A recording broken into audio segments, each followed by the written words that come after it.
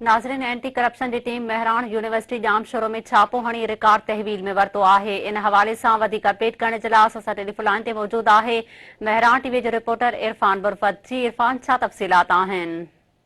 Ji, Mehran university engineering and technology Jamshoro में जेको आहे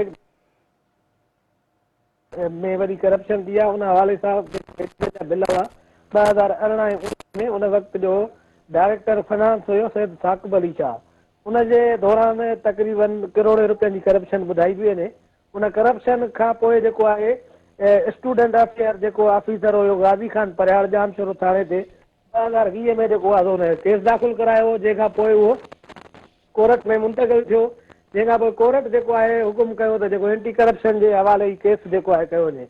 पोइ एंटी करप्शन जे जेको आहे officer Ali Raza sub inspector उनजे फिरियाद ते केस दाख़िल थियो। उनखां पोइ जेको आहे अॼु तक़रीबन अधु कलाक पहिरीं जेको आहे एंटी करप्शन सर्कल ऑफिसर आहे मुनवर नाइक, उनजे अॻवानीअ में anti corruption Jamshoro medical office जेको आहे रजिस्ट्रार ऑफिस मेहरान यूनिवर्सिटीअ में छापो आयो आहे। जेको आहे उन रिकॉर्ड खे तहवील में वरितो वियो आहे, उनजी छंड छाण कई पई वञे।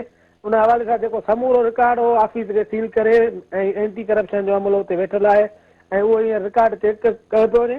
उन हवाले सां जेको फिरियादी ॼाणायो आहे त जेके मेडिकल जा बिल हुया मुलाज़िमनि जा या तोड़े ऑफिसर जा जेके उस्ताद हुया उन्हनि जा जेके बिल हुया उन्हनि में बाक़ाइदा 2018-19 में जेको आहे वॾे पैमाने जी करप्शन थी आहे, जंहिंखां पोइ उहो करप्शन जो केस दाख़िल कयो वियो। उनखां पोइ जेको आहे अॼु एंटी करप्शन छापो हणी ऐं उन्हनि खे रिकॉर्ड में तहवील में वरितो आहे ऐं उनजी छंड छाण हली रही आहे। जी इरफान, अवां जी मेहरबानी।